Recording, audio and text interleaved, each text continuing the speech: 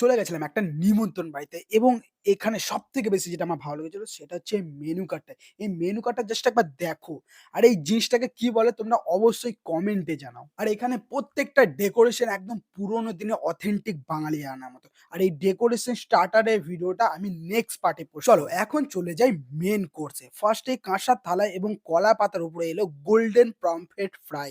আর এই golden pomfret ফ্রাইটা বেশ ভালো ছিল। তারপরে চলে এলো কাশ্মীরি নান। আর এই নানের ভিতরে স্টাফিংটা দেখো কতটা পরিমাণে এখানে স্টাফিং দেওয়া হয়েছিল। আর এই নানের সাথে ছিল ডাল মাখনি যেটা আমার এভারেজ লেগেছে। আর এটা খাওয়া শেষ করতে না করতেই চলে এলো বাসন্তী পোলাও ও ইঁচড় চিংড়ি। আর তার সাথে ছিল ভেটকি পাতুরি। আর এই ভেটকি পাতুরিটা জাস্ট খোলার সাথে যে অ্যারোমাটা, উফ! জাস্ট এখনো মনে আছে। জাস্ট অসাধারণ! এই ভেটকিটা জাস্ট অসাধারণ ছিল।